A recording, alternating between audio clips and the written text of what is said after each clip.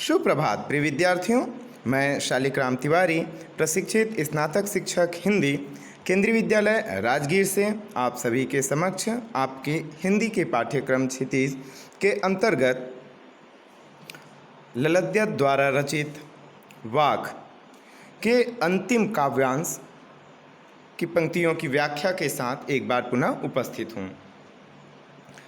कवित्री ने अंतिम वाक में भेदभाव का विरोध कर ईश्वर की सर्वव्यापकता का बोध कराने के उद्देश्य से इस वाक की रचना की।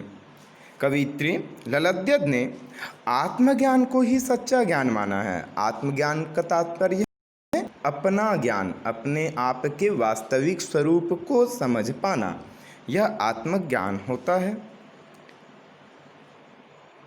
आइए बच्चों, हम चौथे वाक की व्याख्या की ओर आगे बढ़ते हैं। थल थल में बसता है शिव ही, भेद न कर क्या हिंदू मुसलमान, ज्ञानी है तो स्वयं को जान, वही है साहिब से पहचान। तो प्यारे बच्चों, आप सभी देख रहे हैं कि थल थल में बसता है शिव ही। वह शिव या जिस किसी भी नाम से हम अपने ईश्वर को जानते हैं, वे ईश्वर तो पूरे सृष्टि के कण कण में विराजमान हैं। वो हर जगह निवास करते हैं। और शिव का वैसे शाब्दिक अर्थ देखा जाए तो कल्याण होता है।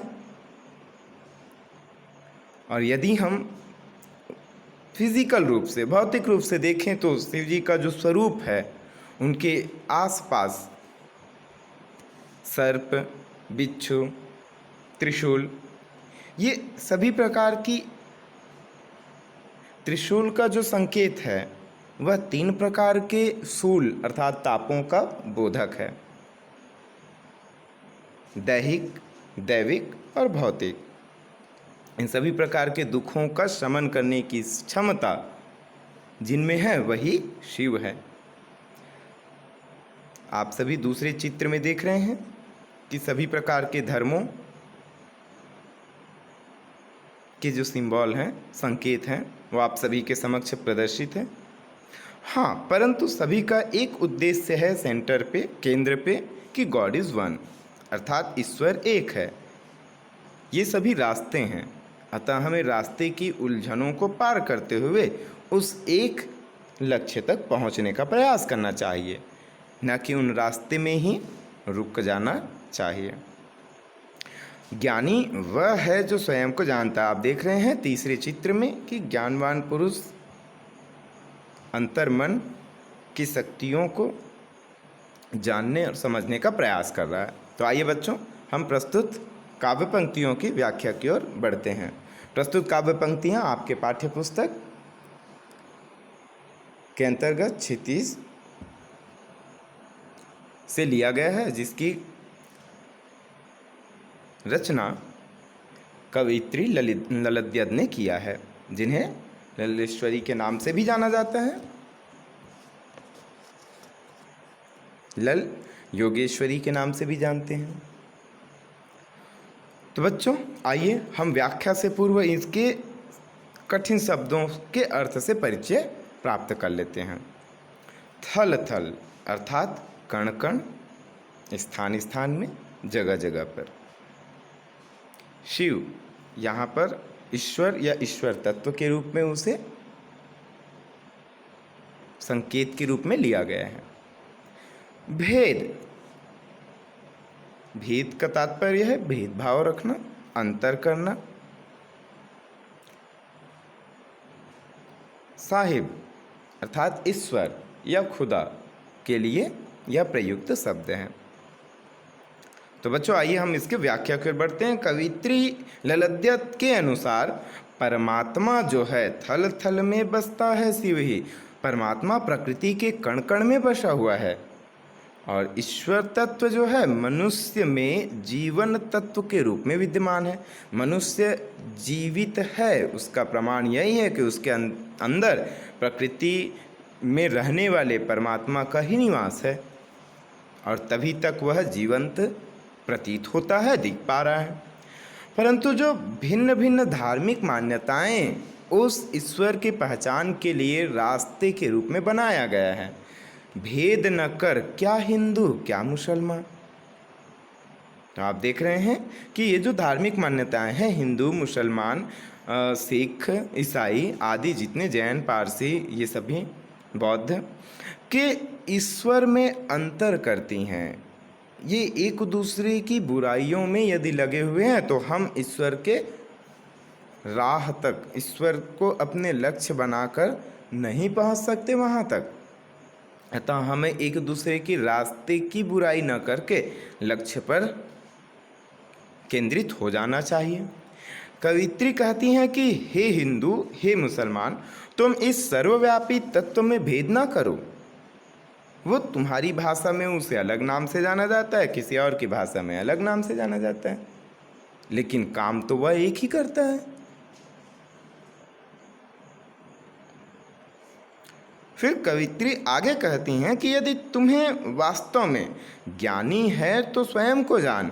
जो तुम अलग अलग धर्म संप्रदाय के प्रतिष्ठित व्यक्ति या गुरु या महंत या ठेकेदार बनकर बैठे हुए हो, जो ऐसे व्यक्ति को जिसे वास्तव में स्वीकार किया जाता है कि यह परम ज्ञानी है इस संबंध में, इस धर्म के बारे में, तो यदि तुम वास्तव में ज्ञानी हो तो स्वयं को जानो।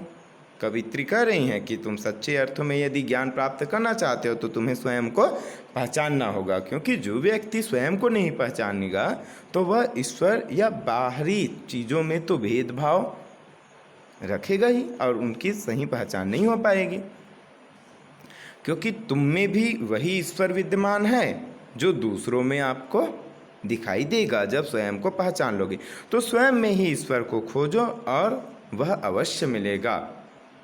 वह चेतन रूप में हमारे अंदर है। जब वह चेतन स्वरूप, चेतन का तात्पर्य है कि सजग, इससे हमें लगता है जीवन का आभास होता है, हम जिंदा हैं। जब इंसान की मृत्यु होती है तो कोई वही ईश्वर तत्व जो होता है वह बाहर निकल जाता है उस शरीर से, और जिससे पता चलता है कि अब यह मृत हो चुका है, जड़ हो चुका है। तो वही है साहिब से पहचान। और कवित्री इस वाक के माध्यम से बताना चाह रहे हैं कि ईश्वर के व्यापक स्वरूप का वर्णन करते हुए भेदभाव नहीं करना चाहिए। तो उसके जो भेदभाव किए जाते हैं उसका विरोध कवित्री ने किया है। साथ ही उन्होंने यह बताने का प्रयास किया है कि मनुष्य उसे स्वयं पहचान नहीं पाता यदि ऐसे भेदभाव करता है तो एक ज्ञानी पुरुष की भांति स्वयं को पहले पहचानना होगा, तब हमें अपने उस मालिक खुदा साहब से पहचान स्वतः हो जाएगी। प्यारे बच्चों, आइए हम इस प्रस्तुत अंश में आए काव्य सौंदर्य को देखते हैं। कवित्री ललद्यद ने प्रस्तुत वाक के माध्यम से संकेत किया है कि ईश्वर की पहचान करने की प्राथमिक शर्त यही है कि हमें स्वयं को पहचानना होगा। भाषा कश्मीरी भाषा से अनुदित की गई हिंदी शैली जो है वह वाक शैली में, जो काव्य की एक शैली है, उसमें रचित है। भक्ति एवं शांत रस का सुंदर समायोजन किया गया है। थल थल में पुनरुक्ति प्रकाश अलंकार व भेद न कर क्या हिंदू क्या मुसलमान, इसमें क वर्ण की आवृत्ति के कारण अनुप्रास अलंकार दृष्टिगत है। हिंदू मुसलमान में द्वंद्व समास का परिचय मिल रहा है। साथ ही प्रस्तुत पदावली में या अंश में, काव्यांश में काव्य गुण के अंतर्गत प्रसाद गुण देखने को मिलता है। प्यारे बच्चों, आशा करता हूँ कि प्रस्तुत काव्यांश की व्याख्या आपको आसानी से समझ में आ जाएंगी। धन्यवाद।